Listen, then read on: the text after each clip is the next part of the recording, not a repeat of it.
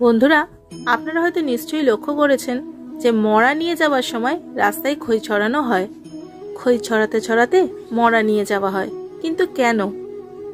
আর এর পেছনের কারণই বা কি, তা আজকের এই ভিডিওতে আমরা জানব।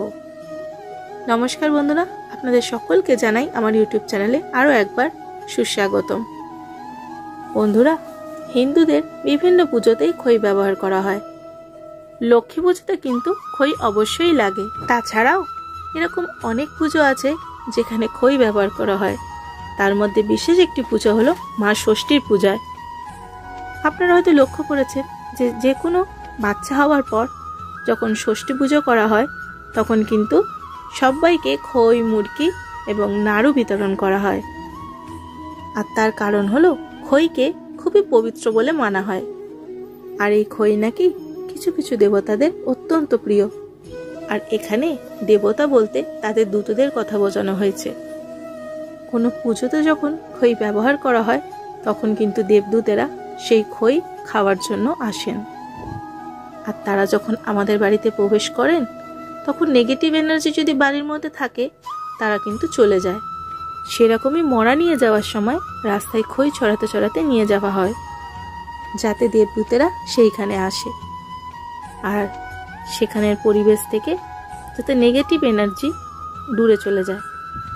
কারণ মরা নিয়ে যাওয়ার সময় নেগেটিভ এনার্জিরা চেষ্টা করে মানুষের শরীরে প্রবেশ করার। এছাড়াও মৃতদেহকে নেগেটিভ এনার্জির হাত থেকে রক্ষা করার জন্য বিভিন্ন স্পিরিচুয়াল নিয়মের সৃষ্টি করা হয়েছে। আর এই নিয়মটি হলো তার মধ্যে একটি। কিন্তু বর্তমানে আমরা অনেকেই অনেক কিছু না জানার ফলে কিছু নিয়মই হয়তো পালন করি না। আর এর জন্যই বেশিরভাগ বাড়িতেই এখন পিত্ত সমস্যায় ভুগছে।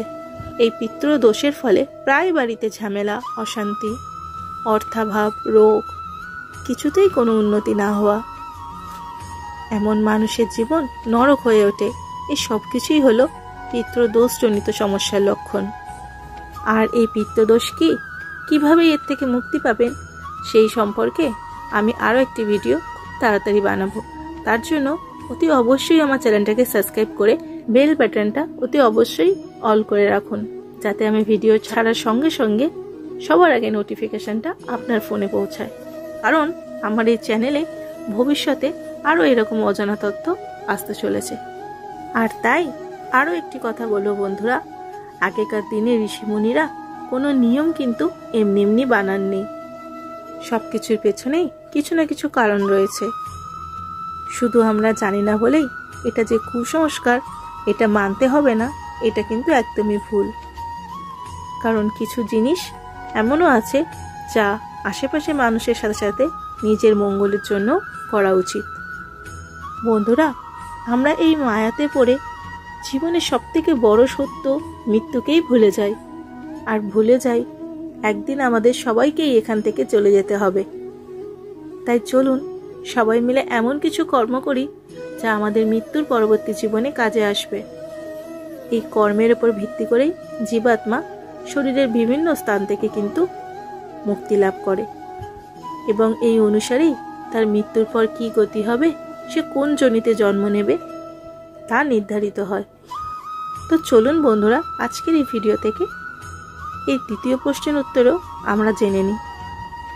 বন্ধুরা, আমাদের শরীরে কিন্তু 10টি দরজা রয়েছে, যাকে দশম দুয়ার বলা হয়। আর সেগুলি হলো মলাশয়, মূত্রাশয়, 2টি নাকের ছিদ্র, 2টো চোখের ছিদ্র, 2টো কানের ছিদ্র, 1টি মুখ। আর দশম দুয়ার হলো ব্রহ্মদুয়ার বা ব্রহ্মতালু। শ্রোতা বন্ধুরা, মানুষ 3 ধরনের হয়: শতগুণী, রজগুণী আর তমগুণী। ভগবান শ্রীকৃষ্ণ গীতায় 14 নম্বর অধ্যায় 18 নম্বর শ্লোকে বলেছেন, যে ব্যক্তি তমগুণে মারা যায় সে ব্যক্তি নিচের পথ অর্থাৎ মলমূত্রের মাধ্যমে দেহ ত্যাগ করে এবং তার কর্মের ফলস্বরূপ পশুজনি প্রাপ্ত হয়। আর যারা রজগুণে মারা যায় তারা দেখবেন চোখ মুখ হাঁ করে দেহ ত্যাগ করেছেন।